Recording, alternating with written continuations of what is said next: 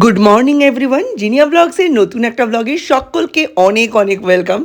এখন বাজে ঠিক 6:30 আর এখন আমরা সদলবলে বেরিয়ে পড়েছি। উদ্দেশ্য হচ্ছে সৌর্যকে সুইমিং আমরা শিখিয়েই ছাড়বো। সৌর্যের থেকেও 2 বছর বড় অবস্থায় আমরা দীপকে চুঁচড়োয় সুইমিংয়ে ভর্তি করেছিলাম। তখন আমাদের যথেষ্ট সন্দেহ ছিল যে দীপ শিখতে পারবে কিনা। দীপ কিন্তু 3 দিনের মাথায় ভাষা শিখিয়েছিল। আর এই ছেলের নাটক আর শেষ হয় নাই। দেখুন, মিস্টার বিশ্বাসকে ডেকে পাঠিয়েছে, মানে এত ওয়াক তুলছে। আর মিস্টার বিশ্বাস ধারে গিয়ে বোঝার চেষ্টা করছে যে ওর কি হয়েছে। আমার কিন্তু বোঝা হয়ে গেছে, স্যার অনেক বোঝালো। উনি এবার বাবাকে বগল দাবা করে বাড়ি ফিরে আসছেন, মানে উনি আর আজকে সুইমিং করবেন না, খালি নাটক। এমন একটা ভাব করছে যেন জলে নেমে ওর প্যানিক অ্যাটাক হয়ে যাবে। আর ওর বাবা এই ভদ্র সভ্যভাবে বুঝিয়ে, শান্তভাবে বুঝিয়ে কোন যে তীর মেরে নিচ্ছে ভগবান জানে। যাই হোক, এরপর আমরা আর বাড়ি ফিরিনি। আমরা ডিসাইড করেছি ওকে একেবারে স্কুলে দিয়ে তারপর আমরা বাড়ি ফিরবো। তবে মনের মধ্যে ভয় লাগছে, জানেন তো, 3জনের একজনের মাথাতেও আমাদের হেলমেট নেই। আর এখন যা বাড়াবাড়ি রকমের সিকিউরিটি শুরু হয়েছে, কি আর বলবো। যাই হোক, বাবাকে প্রমিস করে এখন উনি স্কুলে যাচ্ছেন। এখন মাথার মধ্যে চিন্তাটা ঘুরছে, ব্যাটাকে কি করে টাইট দেবো। কে মিড ডে মিলের বরাদ দেওয়া নিয়ে চারিদিকে তো একেবারে মানে হই হই রই রই পড়ে গেছে, যেন বিশাল একটা পাপ হয়ে গেছে, এরকম একটা ব্যাপার। কিন্তু দেখুন, একটা কথা তো মানতে হবে যে পরিবর্তনটা চাইলেই হবে না। পরিবর্তনটা আসার পরে তাকে কাজ করতে দিতে হবে, সেই কাজের ফলাফলটাকে দেখতে হবে, তারপর সেটা নিয়ে মন্তব্য করা যাবে। ধর্ম প্রবেশ করলো কি করলো না এটা কোনো বড় কথা নয়। তাহলে ইস্কনের বদলে যদি কোনো সংখ্যালঘু সম্প্রদায়কে এই দায়িত্বটা দেওয়া হতো, মানে যেরমভাবে জগন্নাথ মন্দিরের প্রসাদ মানে তৈরি হয়েছিল এবং আমাদের হাতে পৌঁছেছিল, সেরকম করলে ভালো হতো কি? সেটা যখন হতো না, এটা একটা বিকল্প পথ বলে। হ্যাঁ, আর এই যে থোবড়াটা দেখছেন, এটা হচ্ছে আমার প্রতিবাদী থোবড়া। সৌর্যকে বলা হয়েছে আজকে আমি সারাদিন ওর সাথে কথা বলবো না, ওর সাথে আমার আড়ি। এটাই সবচেয়ে বড় শাস্তি সৌর্যের জন্য। বলে বাচ্চাকে রাতের খাবারে কমপ্লিট প্রোটিন দেওয়ার চেষ্টা করুন। আমাদের বাঙালিদের খাদ্যাভ্যাসটাই তো ভুল। রাতের খাবারে আমরা ওই সুতো দিয়ে কেটে 8খানা ডিম 1 থালা ভাতের সাথে খাই। প্রোটিনের মাত্রাটা হওয়া উচিত রাতের খাবারে বেশি, তার সাথে থাকবে ফাইবার, কার্বোহাইড্রেট নয়। আমাদের বাঙালিদের খাদ্যাভ্যাসটাই হয়ে গেছে কার্বোহাইড্রেট নির্ভর। তাহলে প্রোটিনের গুরুত্বটা এমনি সময় বাড়িতে আমরা ফলো করি না, কারণ কমপ্লিটলি প্রোটিন বেসড খাবার যদি ব্রেকফাস্ট লাঞ্চ ডিনারে রাখতে হয়, তাহলে কিন্তু বাঙালির এখন যা অর্থনৈতিক অবস্থা, বাঙালির অবস্থা খারাপ হয়ে যাবে। যাদের একটু সঙ্গতি আছে তারা ডিমটা খাইয়ে পাঠালেন, আর যাদের নেই ডিম খাওয়ার সঙ্গতি, বিশ্বাস করুন তারা কিন্তু শুধু পেট ভরানোর জন্যই স্কুলে আসে।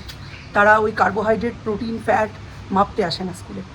অন্নপূর্ণা ঈশ্বরী পাটনি পড়েননি, আমার সন্তান যেন থাকে দুধে ভাতে, কখনোই বলেনি আমার সন্তান যেন থাকে ডিমে ভাতে।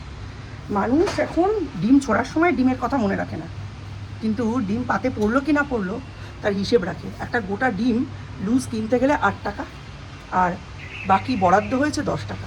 2 টাকায় কী হয় বলুন তো? ইসকন বলেই এর মধ্যে করতে পারবে, নইলে কোয়ালিটি কন্ট্রোল করে সায়েন্টিফিক ওয়েতে, হেলদি ওয়েতে খাবার দাবার কুক করা, প্রিজার্ভ করা, রিজার্ভ করা, ট্রান্সপোর্ট করা এবং বাচ্চাদের হাতে পৌঁছতে এক একটা বাচ্চা পিছু খরচ কত হয় একটু জিজ্ঞাসা করে কাউকে দেখলে বোঝা যায়। আরও একটা ব্যাপার, এতদিন প্রাইমারি স্কুলের টিচাররা, হেডমাস্টার মশাই বা যিনি হেড ম্যাডাম যিনি ছিলেন, তিনি কী পরিমাণ ঠেলা সামলেছেন বলুন তো? কুক জোগাড় করা, তাদের রান্নাবান্নার ব্যবস্থা করা, বাজার করা, খাতায় কলমে হিসাব দেখানো, এবং তার সাথে হচ্ছে অনলাইনে সেই হিসাব ভিডিও মারফত শিক্ষা দপ্তরে পাঠানো, সেই পুরোটা থেকে মুক্তি। এটা চালু কেন হয়েছিল মনে করে দেখুন তো। বাবা মা, তুই টপগুলো ফেলবি, তুই আবার টপগুলো ফেলবি। বাবা মা হয়তো খুবই নিম্ন মধ্যবিত্ত পরিবারের, দিন আনি দিন খাই, তারা খাবার জোগাড় করতে পারছে না, নিজেদের পাশাপাশি বাচ্চাটাকেও কাজে বিলিয়ে দিত। অ্যাটলিস্ট গায়ে গতরে খেটে ভাতটুকুতে পাবে, সেই জন্য ডিম ভাত, চিকেন ভাত এইসব খাবার জন্য পাঠাতো না, একটু পেট ভরানোর মতো খাবার পাওয়ানোর জন্য তারা পাঠাতো কাজে। আর তার সাথে আরও একটা ব্যাপার ছিল, এইভাবে স্কুল ছুটের সংখ্যাও কমেছিল। লোকে জানে স্কুলে গেলেই 2টো ভাত খেতে পারবো, সেই জন্য শুরু হয়েছিল মিড ডে মিল। সেখানে কোথাও অ্যাসিওরেন্স দেওয়া হয়নি যে আপনার বাচ্চা ডিম ভাত পাবে, আপনার বাচ্চা এতদিন মাংস ভাত পাবে, আপনার বাচ্চার যাবতীয় প্রোটিনের দায়িত্ব পূরণ করার দায় সরকারের, কোথাও দেওয়া হয়নি। আর তার আগে বামফ্রন্ট জামানায় আমরা কি পেয়েছি? আমাদের মধ্যে বেশ কিছু জায়গায় দেওয়া হতো হচ্ছে হরিণঘাটার দুধ আর একটা লম্বা পাউরুটিকে আধখানা করে কেটে স্লাইস লম্বা পাউরুটি, ও পাউরুটি আমরা ম্যাক্সিমাম দিন ফেলে দিতাম, দুধটা খেতাম, আর কোনো দিন দুধটাই ফেলে দিতাম, যে ভালোবাসা তাকে দিয়ে দিতাম, আর পাউরুটিটা দিয়ে মিষ্টি দিয়ে খেতাম। আবার ভাঙা মিষ্টির দাম নিত না আমাদের এখানে মিষ্টির দোকানদাররা। এইভাবেই তো চলে এসছে। এখন সব বড় বড় বাতেলা। আসলে প্রতিবাদ করতে ইচ্ছে হয়েছে, প্রতিবাদ করব, বিরোধিতা করার ইচ্ছে হয়েছে, বিরোধিতা করব, এই হচ্ছে ব্যাপার। এখনই না 4-5টা বছর ওয়েট করে স্কুল ছুটের সংখ্যা বাড়লো কিনা, নতুন যারা প্রাইমারিতে পড়ছে তাদের হেলথ কন্ডিশন কীরম রইল, আশাকর্মীদেরও তো মাইনে বেড়েছে, সমস্ত তরফে টাকা বেড়েছে। দেখা যাক 5টা বছর, সবে তো 1.5 মাসের একটা কচি বাচ্চা সরকার, তার কাছ থেকে আর কত কিছু আশা করা যায়। সময়ে ডিম তো দূরের কথা, ব্যাগের সাথে, বইয়ের সাথে ভাতেরই কোনো সম্পর্ক ছিল না। রাইস প্রোডাক্টই ঠেকাতে দেওয়া হতো না। ভাত হচ্ছে আমাদের ঘটিদের শোকরি, মানে যেটাকে আঁশ বা এঁটো বলা যায় না, কিন্তু ওটা একটা আলাদাই জাত, ওইটা ঘটি ছাড়া কেউ বুঝবে না। এখন আমি খাচ্ছি এই যে, কী খাচ্ছি বলুন তো, চাল কুমড়োর রস। চাল কুমড়ো করছি মাছের মাথা দিয়ে, তা রসটা আর সব কিছু যদি লক্ষ্যেই দিয়ে দিই, নিজে কী খাবো বলুন, ওই জন্য এখন চাল কুমড়োর রসটা খাচ্ছি। চিনি খাওয়া ছেড়ে দিয়ে কত উন্নতি হয়েছে সেটা যদি আপনাদের বলি।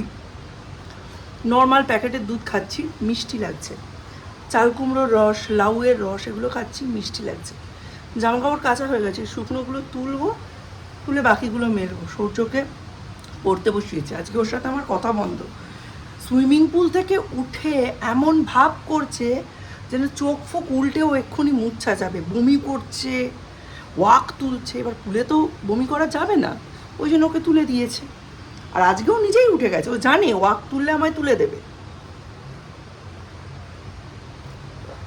তারপর ওর বাবার ড্রেস পরিয়ে পরিয়ে দেখলেনি, মগজ তোলাই করলো। তারপর থেকে ওয়াক তোলা, চোখ উল্টোনো, মুচ্ছ যাওয়া কিছুই নেই। স্কুলে ঢুকলো, স্কুল থেকে বেরোলো, পুরো ফিট অ্যান্ড ফাইন। ওই জন্য আজকে কথা নেই, আজকে শুধুই পড়াশুনো, কারণ কালকে ক্লাস টেস্ট। 1 থেকে 30 অবধি রাইট ইন ওয়ার্ডস, 2টো কনভারসেশন চ্যাপ্টারের কোয়েশ্চেন অ্যান্সার, আর ইংলিশে মনে হয়, ইংলিশে না বাংলায় ক থেকে 6 অবধি প্রত্যেকটা বর্ণ দিয়ে 2টো করে অক্ষর করা আছে। বাট রাইট ইন ওয়ার্ডসটা এখনও কতটা পোক্ত হয়নি, লিখতে বসিয়েছি। যে দেখুন, দীপ উচ্চশিক্ষার জন্য বাইরে যাবে। আমি কি কনফার্ম করতে পারবো যে দীপ সব জায়গায় ননভেজ পাবে, নাকি ননভেজ না পেলে সেইখানে পড়াবো না, সেই কলেজে পড়াবো না? হবেই, বাচ্চাদের সব কিছুতেই অ্যাডাপ্ট করতে হবে। এখন ওই গেল রবটা তুলে কী লাভ, আমি তো বুঝতে পারছি না। এই জামা কাপড়গুলো শুকিয়ে গেছে, আজকে কিছু কাচলাম, সেগুলো মেলবো। এটিএম কার্ড আর ওই ডেবিট কার্ড নিয়ে অনেক সমস্যা হচ্ছে। অ্যাকচুয়ালি এখন অন্নপূর্ণা ভাণ্ডার নিয়ে ব্যাংক, পোস্ট অফিস সবগুলো এমন মানে কাজে ব্যস্ত রয়েছে যে অন্য কোনো কাজ না এক কথায় হচ্ছে না, ভালো মতো হচ্ছে না। দীপ 2-3 দিন ধরে গেল, কোনো কাজই হচ্ছে না, বরং অন্য লোকের 4-5টা করে ফর্ম ফিল আপ করে দিয়ে চলে আসছে। এই হচ্ছে কাজ। আজকে আবার গেছে, কি সহ্য লিখছে। আজকে রান্নাটাও করছি, নিরামিষ করে পুঁই শাক করবো, মাছের মাথা দিয়ে চাল কুমড়ো করবো, আর মাংস।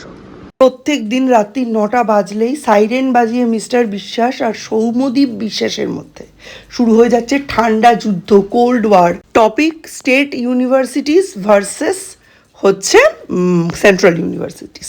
কিছুতেই মিস্টার বিশ্বাসকে বোঝানো যাচ্ছে না, সৌম্যকেও বোঝানো যাচ্ছে না। আমি সৌম্যের পক্ষে, কিন্তু তা সত্ত্বেও মিস্টার বিশ্বাসের দিকটাও তো পুরোপুরি অমান্য করে আমি কোনো কিছু করতে পারি না। কিন্তু কি করব, বাবা একদিকে টানে, ছেলে একদিকে টানে, মধ্যিখান থেকে আমার এই প্রাণ যায় অবস্থা। যাই হোক, আজকে নেক্সটের রেজাল্ট বেরিয়েছে। সৌম্যদীপ কোয়ালিফাই করেনি, করবে না আমি জানতাম, তাও পরীক্ষাটা দেওয়ানোর জন্যেই ওকে রাঁচিতে পাঠানো হয়েছিল। আর এই যে আরেকজন বাড়ছেন আমার, আমি তো তাই ভাবি আমার যে কি হবে। প্রচণ্ড ঘুম পেয়েছে, পড়াতেই আমার জীবনটা কেটে গেল বন্ধুরা। আর আমার জীবনে কিছু হওয়ার নেই, বাকি জীবনটা আমার এসব নোটস বানিয়েই কেটে যাবে। যাই হোক, নতুন একটা ব্লগে আবার আপনাদের সঙ্গে দেখা হবে। ততক্ষণের জন্য tata, bye bye, good night. আবার আমরা বসলাম রিসার্চ করতে, মাই